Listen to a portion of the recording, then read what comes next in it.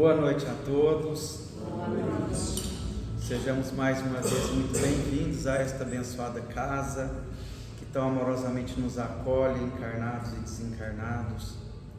Lembrando dos nossos irmãos que se encontram junto de nós, conectados pelos fios do amor, nos lares, ouvindo o Evangelho, recebendo tudo aquilo que nós também estamos sendo agraciados pela espiritualidade maior, que são bênçãos de paz, de serenidade, de equilíbrio, de muita força e sobretudo de muito amor, que todos nós sim estamos e sempre estaremos necessitados, haja vista que o amor cura, o amor liberta. E eu gosto muito de uma frase que diz que o amor cobre uma multidão de pecados.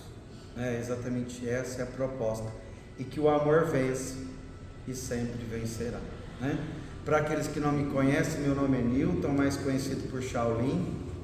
Eu quero externar minha gratidão por poder estar junto de vocês mais uma vez nesta abençoada noite, podendo lembrar, reaprender os ensinamentos e os exemplos de Jesus, de espíritos de escola que estiveram entre nós e que nos deixou um legado belíssimo, que irá com certeza, se nós assim quisermos colocar em prática, nós seremos muito mais felizes, cada dia mais.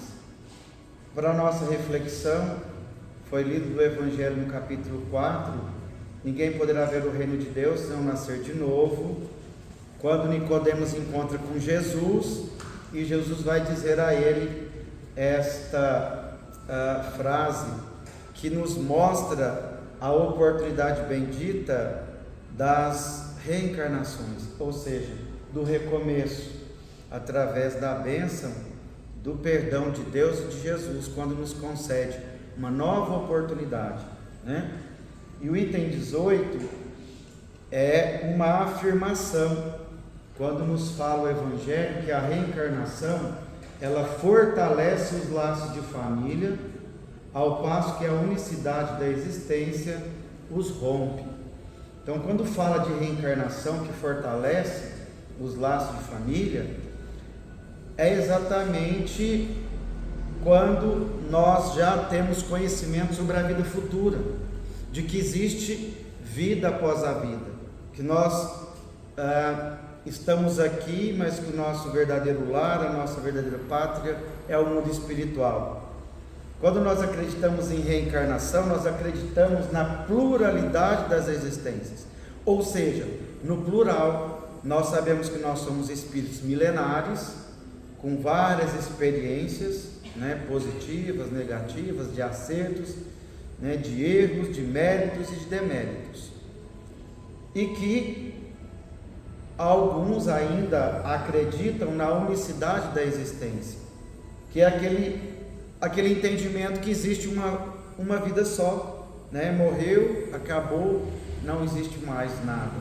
Então, o que vai garantir para nós que esses laços eles perduram é o fato da gente continuar, a nossa história não ter fim, ou seja, nós desencarnamos, nossos entes queridos também desencarnarão e nós regressaremos, muitas vezes em condições diferentes, não necessariamente na condição de marido, esposa, talvez na condição de filhos, de filhas, de mãe, de pai. E a parte mais bonita de tudo isso, e que nós temos que ter muita gratidão por essa doutrina tão esclarecedora, por essa doutrina dos espíritos, que não tinha um nome melhor, eu digo muito isso, para eles darem do que doutrina o Consolador prometido. Por que Consolador? Porque consola a nossa dor. Quando nós acreditamos numa vida futura, nós entendemos pelo raciocínio, pela uma fé raciocinada, o porquê nós estamos aqui, para onde nós vamos, porque nós vamos regressar novamente, porque nós sofremos, Ou seja, tudo se explica pela pluralidade das existências. Ou seja, não existe vitimismo, não existe um Deus que pune, que castiga, não existe um inferno, aonde quando nós equivocamos, transgredindo as leis divinas, nós somos levados àquele fogo do inferno eterno. Que Deus é esse que nos ama incondicionalmente, né? Que céu é esse quando nós fazemos tudo certo? Para uma mãe, sabendo que o filho se encontra no inferno, que céu é esse para essa mãe, né? Então a gente entende todo esse mecanismo dentro da justiça e da misericórdia de Deus, né? E a gente vai falar um pouquinho sobre família, laboratório divino. Eu disse a Ana Cláudia esses dias atrás, quando eu estive aqui, que depois que eu comecei a frequentar esta casa, eu não canso, virou hábito, né, de dizer esta palavra: gratidão. E nós temos que ser muito gratos por nós conhecermos essa doutrina, por nós estarmos hoje um pouco mais esclarecidos e, sobretudo, para nós termos uma família, esse núcleo que não deixa de ser um laboratório. O que acontece num laboratório? Não são feitas várias experiências, nós estamos experimentando o convívio com amores de ontem dentro do nosso lar, e muitas vezes também com desafetos, aqueles que muito provável nós prejudicamos, ou até mesmo que nós fomos, né, prejudicados. E o reencontro na condição de família, de entes queridos, muitas vezes difíceis, o propósito é nós estreitarmos laços de afinidade e de amor. E Deus nos concede a bênção do esquecimento. Ou seja, se nós lembrássemos quem é aquele esposo que se encontra junto de nós, quem é aquele espírito, qual foi a vivência que nós tivemos ontem, talvez nós não conseguiríamos, né, conviver juntos ali naquela existência. Então, quando nós recebemos uma família, esse laboratório, é um laboratório que é testado, não é? Várias substâncias, não é dentro de quatro paredes que nós somos testados todos os dias, somos testados em todo lugar que nós vamos, mas ali dentro de casa, no lar, é um pouco tanto quanto muitas vezes mais difícil. E é exatamente ali naquele laboratório divino. Por que divino? Porque a proposta é exatamente nós crescermos, né? Nós buscarmos o nosso melhor e oferecer e colocar em prática isso que nós já conhecemos, que é os ensinamentos de Jesus, que é a proposta do Evangelho, quando nos diz, Jesus vai nos dizer: perdoai 70 vezes 7 vezes. É perdoar aqueles que nos ofendem, aqueles que nos testam todos os dias.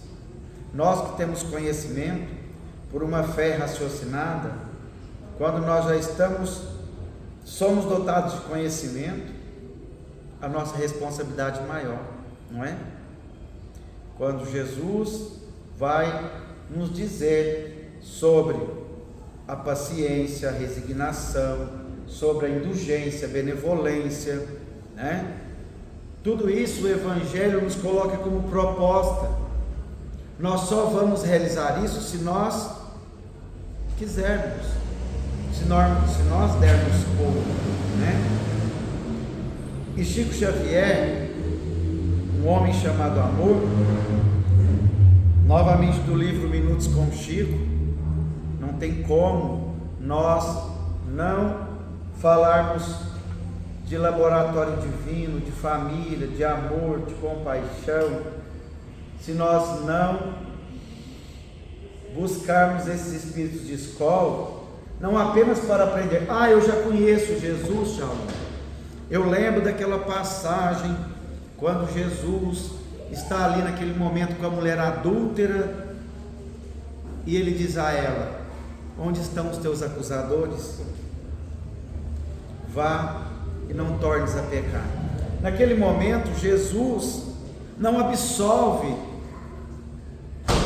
as atitudes, o comportamento que aquela mulher ela teve naquele momento, naquele equívoco, naquele ledo engano, quando não suportou, as investidas de um galanteador.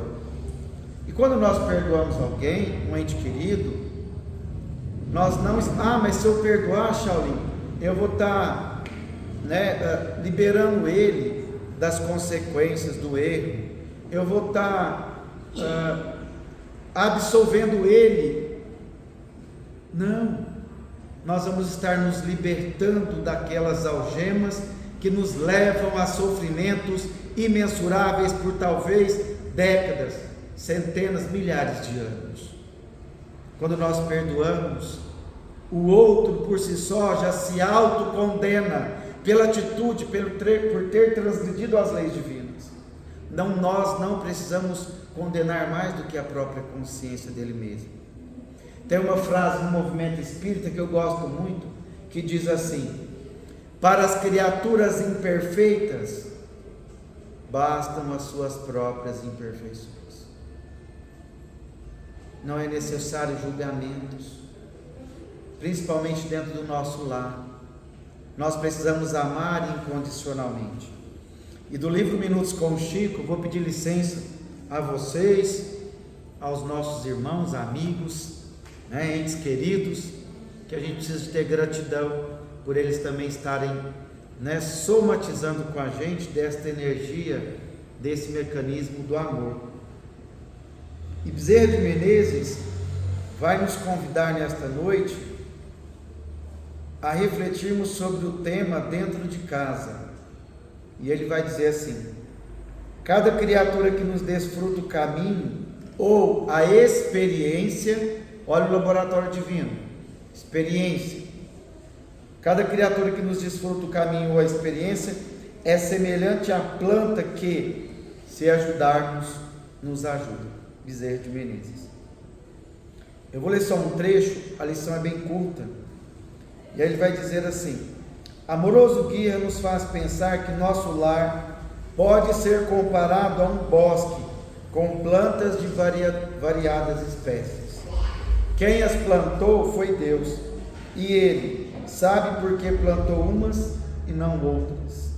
Toda essa plantação divina exige cuidados, e Deus divide conosco essa sublime tarefa de cuidar das plantas que Ele semeou em nosso lar, E às vezes muitas vezes a gente diz assim: era melhor eu ter nascido na casa do vizinho do que ter nascido nesse tormento que eu vivo aqui,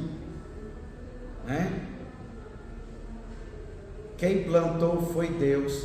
Quem pediu para estar com esse que está ali conosco é punição de Deus? Não.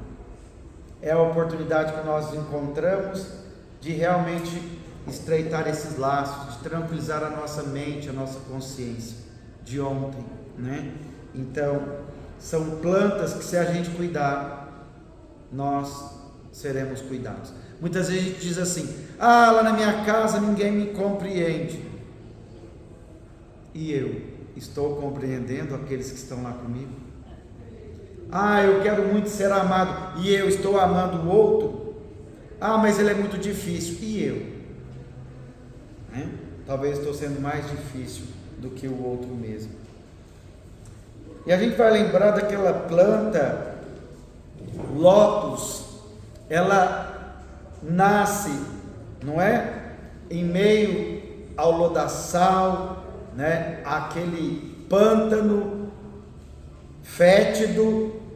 O ambiente é ruim, mas ela, no entanto, aproveita-se da oportunidade bendita do recomeço, de oferecer o perfume inebriante do amor indistintamente. Mesmo naquele local, ela cresce, ela floresce e ela oferece a beleza, na qual todos nós conhecemos. E esse é o papel de que nós temos que fazer em casa. E aí eu eu vou ler só mais esse trecho, e seria conteúdo de sobra para nós refletirmos nessa e talvez outras tantas quantas existências nós tivermos. Quando Bezerra de Menezes diz assim: quanta felicidade haveria se o marido cuidasse com carinho da planta chamada mulher. Quantas bênçãos se espalharia em casa se a esposa regasse diariamente a planta conhecida por companheiro. Quanta luz haveria nessa família se os pais doassem um pouco mais de tempo e amor às plantinhas em fase de crescimento. Quanta felicidade se derramaria no lar se os filhos socorressem os pais idosos como árvores milenares no crepúsculo da existência. E aí ele diz assim: cuidar é curar. Nossa família pode estar enferma e Jesus nos receitou o remédio do amor, sobretudo do amor àqueles com quem temos maiores dificuldades de convivência. Eles são os professores que nos irão ensinar o amor na prática. E aí ele vai fechar com uma frase, com um ponto de interrogação para a nossa própria consciência e para a nossa mudança, transformação moral. Não basta mais nós ouvirmos, não basta mais nós conhecermos, se nós não colocarmos em prática. É um exercício diário, aonde nós precisamos lembrarmos da importância de não vencer o outro, a não ser vencer a nós mesmos, né? Então ele fecha com uma pergunta: será que não existem mendigos dentro do nosso lar, esperando a doação de um pedaço de pão de nosso coração? Eis a responsabilidade nossa dentro desse laboratório divino. A senhora chega no Chico e ela vai relatar ao Chico que ela não suportava, que o ambiente doméstico dela era um tanto quanto tumultuado, perturbado, totalmente desequilibrado. E o Chico olha nos olhos delas e pergunta: existem flores dentro do seu lar? Plantas vivas? Disse: não, Chico. Pois então, irmão, espalhe flores pelo teu lar. E ela assim fez. E quando ela percebeu a harmonização no lar, quando ela colocou flores pelo seu lar, ela volta no Chico e diz: Chico, eu vim te agradecer. Por quê, menino? Porque quando você me orientou para colocar as flores dentro de casa, eu coloquei, Chico, e o meu ambiente doméstico melhorou, e eu vim aqui te agradecer. E o Chico: não, minha irmã, não me agradeça, agradeça as flores. Belíssimos ensinamentos, não são? E é esse amor que nós temos que cultivar dentro de casa. É nós usarmos de compaixão por aquele, muitas vezes, que está gritando: me ajuda, me acolhe, eu preciso de você. Com às vezes ainda irmãos nossos, como dizia o Chico, não ignorante, não ovelha negra da família, aqueles irmãos nossos menos felizes, né? Nós não precisamos condenar, nós precisamos simplesmente acolher nos nossos braços. Ah, é difícil? Sim, mas esse é o objetivo que nós viemos aqui, né? Eu disse certa feita, há pouco tempo, talvez no meu último evangelho, que existe uma frase que vai dizer assim, que quando o cavalo pisa na violeta, após a destruição, com a pata do cavalo, a violeta perfuma a pata do cavalo. Nós podemos sermos machucados, dilacerados, humilhados, ridicularizados, condenados, maltratados, principalmente dentro do nosso lar. Isso não nos dá o direito de maltratar, humilhar, maldizer quem quer que seja. O outro está em construção, assim como nós mesmos. Por isso nós precisamos olhar para o outro com olhos de misericórdia, olhos de bondade, assim como Jesus nos olhou, nos olha e vai sempre nos olhar. É isso que nós precisamos fazer. O quanto nós podemos oferecer às nossas esposas, aos nossos esposos. Quando o outro estiver alterado, por que não usar a água da paz, ensinada pela mãe do Chico? Coloque um pouco de água na boca, deixa a água banhando a língua, não engula naquele momento de ira, de raiva, de desespero, de revolta. Deixa a água banhando, depois engula. E aí assim logo em seguida. Muito sofrimento nós evitaríamos, se nós conseguíssemos usarmos da água da paz, né? Então nós não podemos alterar com o outro, né? Quanto de amor nós poderemos fazer e oferecer aos nossos filhos?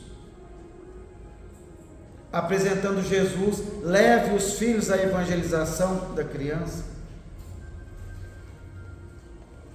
Nós levamos todos os dias para a escola para aprender física, matemática, ciências. Como é que nossos filhos serão instruídos sobre todos os sentimentos nobres que nós todos precisamos adquirir e trabalhar, exercitar? Até quando nós vamos ficarmos deixando para os filhos escolher? Quando ele crescer, ele escolhe qual religião ele vai frequentar. Será que esse é o melhor caminho? Eu estou trabalhando em 2, 3 empregos porque eu preciso dar aquilo que meu filho tanto precisa. Será que meu filho está precisando verdadeiramente de um videogame único e exclusivamente de um alto custo? De um celular de última geração? Ou os nossos filhos estão precisando de conhecer Jesus? Leve o filho à evangelização. Não somente deixe o filho à porta do centro da casa espírita. Se possível, esteja ali também na condição de eternos evangelizandos que nós somos. Mas se nós levarmos o filho e deixarmos lá, já está sendo um grande passo.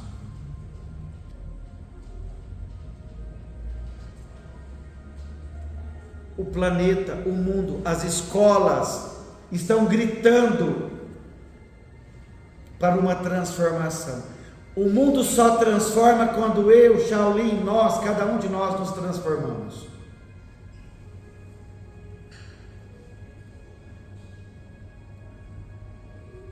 A criança, o pai tinha um escritório em casa, e aí o pai, a criança ia lá no escritório dele, ele trabalhando, e a criança incomodava, e ele pedia: filho, vai para lá, né? Não fica aqui, você está me atrapalhando, eu tenho muito trabalho.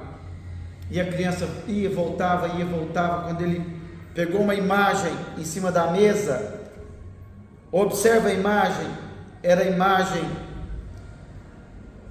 uma imagem do planeta, do mundo. E aí ele então decide recortar aquele papel em vários pedaços, pequenos até, para entreter o filho por alguns minutos. Ele entrega para o filho e pede para o filho montar aquele quebra-cabeças. Ele imaginava que o filho fosse demorar muito tempo, quando por espanto o filho muito rapidamente entrega a ele aquilo montado. E aí ele diz para o filho: filho, como é que você conseguiu montar tão rapidamente o mundo, a criança olha para ele e diz: pai, quando o senhor levantou a imagem, eu vi que havia um desenho do outro lado de um homem. E eu então decidi, ao invés de montar o mundo, eu escolhi montar o homem. Que isso nos traz como reflexão. Não tem como nós mudarmos o mundo se nós não mudarmos. Não é ficarmos na janela aguardando. O mundo mudou? Mudou. Não mudou? Eu vou esperar. Não. Planeta de regeneração só vai ser uma realidade quando cada um de nós nos transformarmos moralmente. Quando nós colocarmos em prática os exemplos de Jesus, quando nós hoje já somos conhecedores, né? Então, é dentro de casa que acontece, né? Aquela sogra chega para o Chico e diz que não perdoa o genro por nada, que tem ódio mortal, que ele entra por uma porta e ela sai por outra. O Chico diz a ela: minha irmã, na sua última existência você gerou um filho no teu ventre, você permitiu que ele nascesse, que ele reencarnasse, só que muito pequeno você o abandonou, e esse espírito, pelo abandono, ele enveredou pelos caminhos mais tortuosos que a vida possa oferecer. Hoje, minha irmã, através da bênção da reencarnação, da oportunidade bendita do recomeço, esse espírito volta na condição de seu genro. Portanto, não odeie, ame no mais puro e desvelado amor. Nós sabemos que nós temos ali, junto de nós, muitas vezes, desafetos de ontem.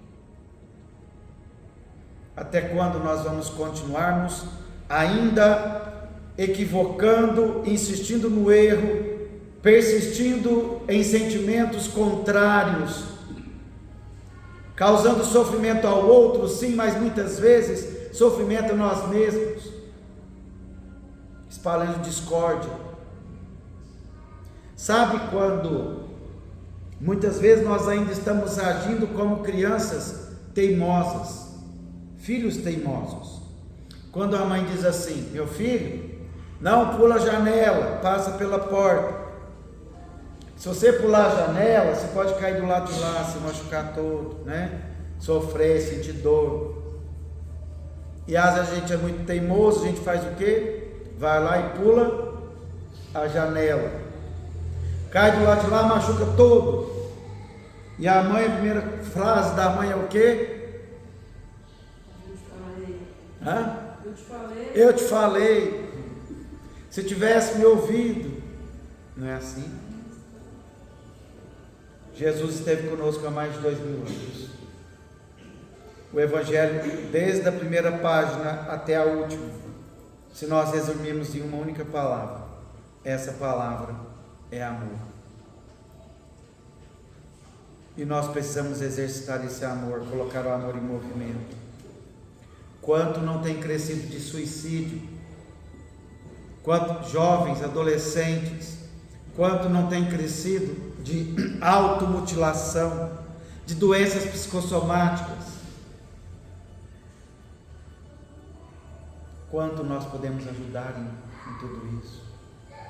Através do medicamento do amor, do adubo da compaixão, da água da paz, quando nós não revidarmos, não devolvermos aquilo que nos foi chegado, né?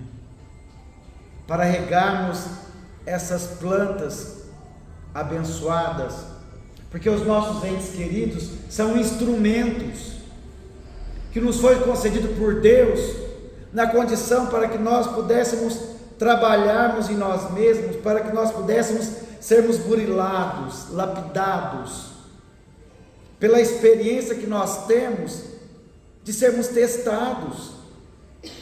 O diamante é uma pedra bruta, grosseira, escura, negra. Passa pelo processo da dor, quando o esmeril vai lapidando, vai lapidando, vai lapidando. A dor, ela é inevitável, sofre o processo da dor, mas após todo aquele mecanismo, atinge a beleza, a brancura, o brilho na qual foi criado. Por esse motivo que nós reencarnamos. É com aqueles que nós estamos que nós temos maior compromisso. É dentro do nosso lar que nós precisamos sermos exemplo. Eu consigo mudar o outro? Não. Sim e não. Eu consigo mudar o outro pelo exemplo, porque a palavra convence, mas o exemplo arrasta. Nós não precisamos querer que o outro seja igual nós queremos. Nós não podemos e jamais devemos sermos descaridosos de querer que o outro nos dá aquilo que nós tanto queremos, ou que o outro seja do jeito que nós queremos. O outro é diferente, né? E é exatamente todo esse mecanismo, né, que vai nos proporcionar uma transformação moral, né, de conseguirmos vencer a nós mesmos. É difícil, Shaolin? Muito, muito difícil, né? Mas nós não podemos abandonar e nem desistir.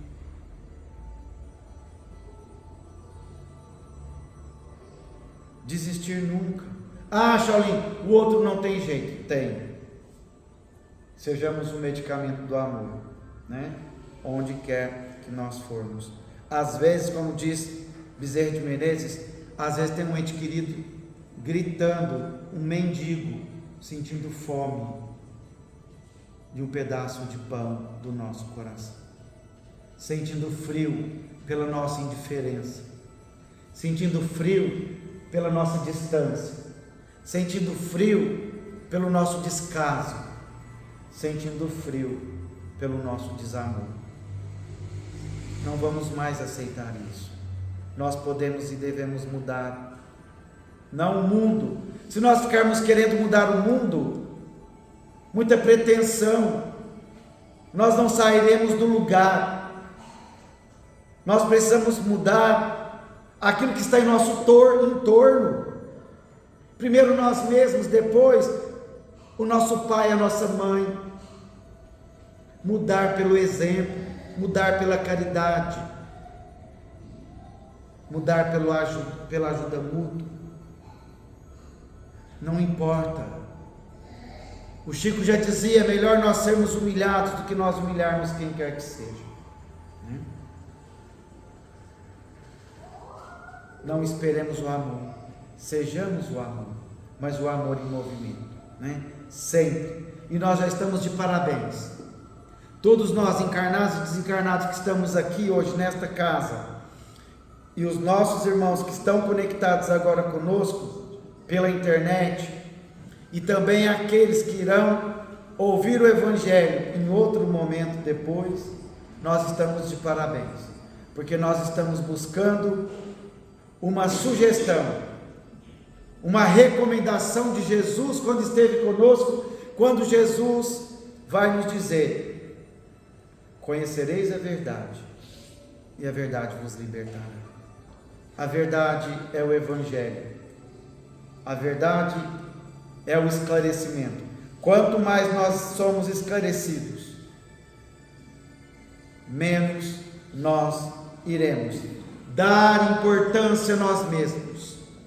O Chico dizia que, para ficar mais fácil nós perdoarmos os nossos irmãos, existe uma técnica, é nós usarmos do contrário do egoísmo, é nós usarmos do altruísmo, porque altruísmo é eu esquecer de mim mesmo, é eu dar menos valor, eu ser menos arrogante, menos prepotente, porque quanto mais eu me acho melhor do que o outro, mais eu posso me lindrar, mais eu vou me colocar na condição de vítima, mais eu vou ter dificuldade de perdoar o outro. Então, meus irmãos, meus amados irmãos de jornada terrena, sejamos muito gratos. Vamos usar muito essa palavra, que nesta casa a todo momento, desde quando inicia até quando termina, após uma prece, se diz gratidão. Após o início de um trabalho, gratidão. A gente ouve gratidão o tempo todo. E é desta mesma gratidão que nós precisamos usarmos o quanto nós pudermos dentro do nosso lar. Sejamos gratos pela imperfeição do outro. Sejamos gratos pelo coração ainda endurecido daquele que não nos compreende, mas que nós já o compreendemos. Sejamos gratos pela oportunidade bendita do recomeço da atual reencarnação. E nós encerramos o nosso Evangelho da noite, relembrando nosso inesquecível, amado, eterno Chico Xavier, com uma frase que todos nós conhecemos e que nós precisamos também falarmos, relembrarmos a todo instante. Embora ninguém possa voltar atrás e fazer um novo começo, qualquer um de nós podemos começar agora e fazer um novo fim. Um fim de amor, um fim de tranquilidade, de paz de consciência, de sensação de dever cumprido, porque o amor vence e sempre vencerá. Que Jesus nos abençoe. Gratidão, gratidão, gratidão.